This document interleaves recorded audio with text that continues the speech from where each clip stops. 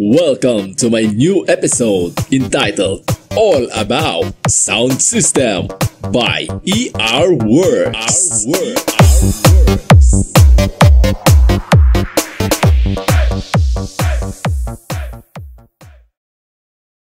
At for today's topic ay all about the bass. Paano ba pagandahin at palakasin ang bass ng ating mga sound system? Ano ang mga bagay na dapat at di dapat gawin para ma-achieve ang magandang bass? Kung nakapanood kayo ng mga unang episodes ng Sound System Tips, ito na po ang continuation. May in-improve lang ako para maging unique at ganahan din kayo manood. At para na rin makasunod sa requirements ni paring YouTube. Teka. Bago tayo magsimula, siguraduhin muna na nakasubscribe ka na at nakahit na ang notification bell para updated ka sa mga bagong upload. Paki-follow na din po ang aking FB page para kung sakaling may giveaway ako, kasali ka. Malay mo, ikaw pa makakuha. O diba, natuto ka na, nanalo ka pa. At umpisa na natin ang ating topic.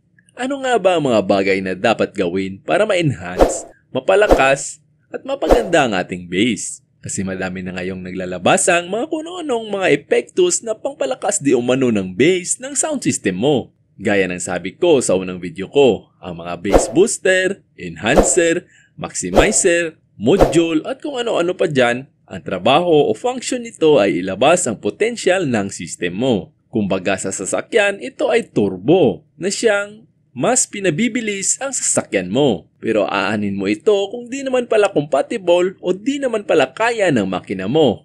Pareho din yan sa sound system mo. Aanhin mo ang mga epektos na yan kung di naman pala kaya ng gamit mo.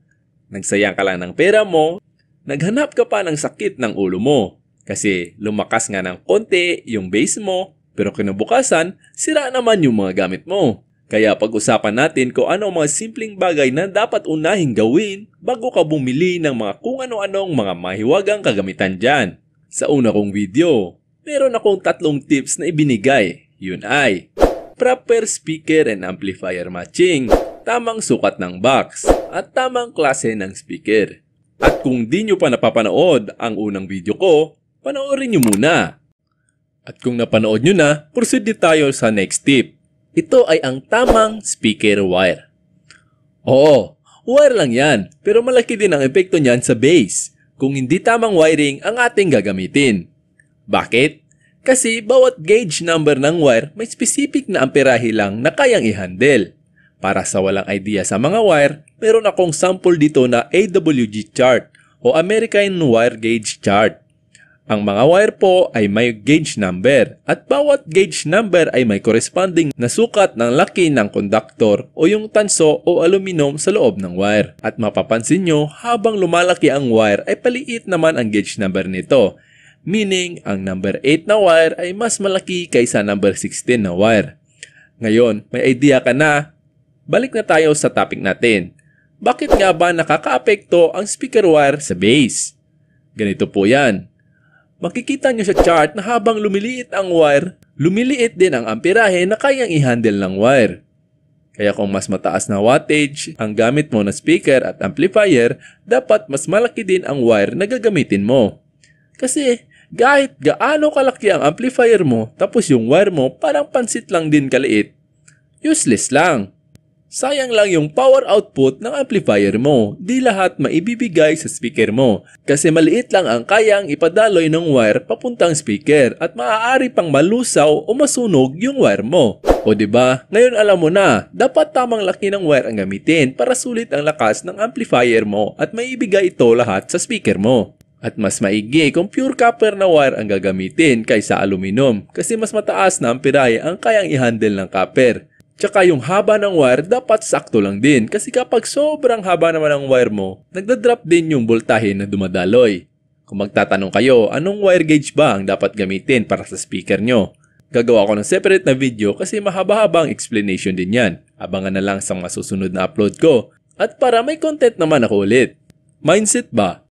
At ngayon, punta na tayo sa next tip. Ito ay ang tamang speaker polarity. Kung di kayo familiar sa term na ito, explain ko po sa inyo.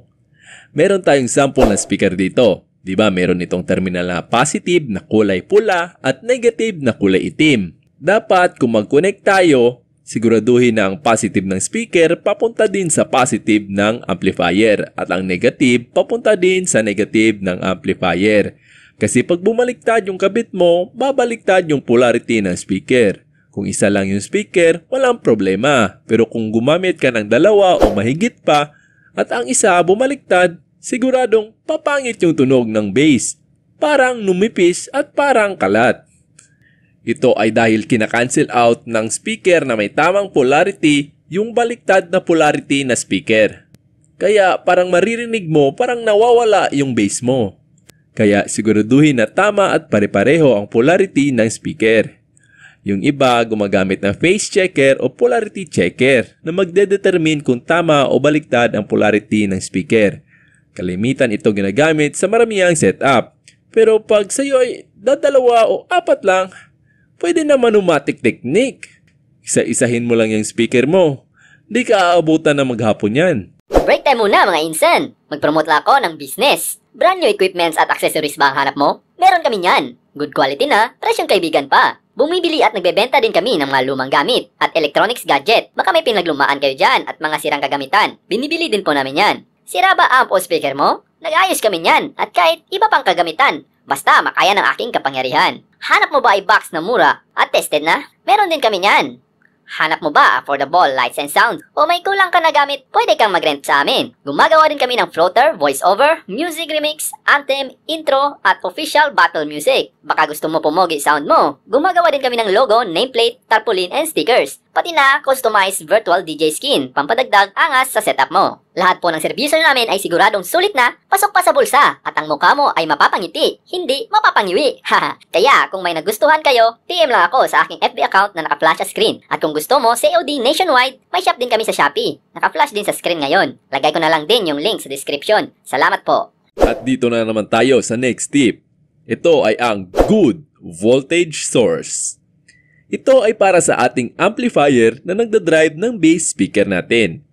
Dapat meron itong stable at tamang source ng kuryente. At hanggat maaari, huwag bumaba sa 220 volts ang voltage source para makapagtrabaho ng maayos ang amplifier natin. Dahil kung low voltage, mababa din yung magiging output power ng amplifier mo. Kaya kung mapapansin mo, parang bitin yung bass mo. Tapos may stress pa ito. Dahil gusto mo pang lakasan wala nang maibibigay pa ang amp mo kasi kulang yung sumusupply na voltahe sa kanya. At ito ay maaari ding makasira sa inyong amplifier. Kaya kung di maganda ang voltage source sa lugar nyo o sa event na pupuntahan nyo, gumamit kayo ng automatic voltage regulator o manual step-up transformer para ma-maintain ang supply ng voltahe papuntang amplifier mo. At siguraduhin din na yung main line mo tama din yung sukat ayon sa mga gamit mo. Huwag yung sinlaki na naman ng pansit. Sigurado pag hinirit mo yan, di lang putol, tunaw o baka masunog pa yan. Napaka-importante po niyan kasi yan ang sumusupply sa lahat ng mga gamit mo. At hanggang dyan lang po muna ang ating video. Kung nabitin ka pa, meron pa. Marami pa akong baon na tips na ibibigay ko din lahat sa inyo. Relax lang. Kita-kits tayo sa susunod na part. At kung na-apply mo na yung mga tip ko at sa tingin mo meron pang potential ang sound system mo, meron din akong ilalabas na epektos pampa-enhance ng bass mo. Abang-abang lang sa mga susunod na buwan. Gagawan ko din ng demo video yan bago ko ilabas sa market. O paano? Dito na muna po magtatapos ang ating video. At palagi kong paalaala, kung may mali man akong nasabi, feel free to correct me. Tumatanggap po ako ng kamalian ko. Kasi ako po ay tao lang, hindi po ako perpekto. Salamat po, God bless sa ating lahat. Magkita na naman tayo sa susunod na episode ng All About Sound System by ER Works.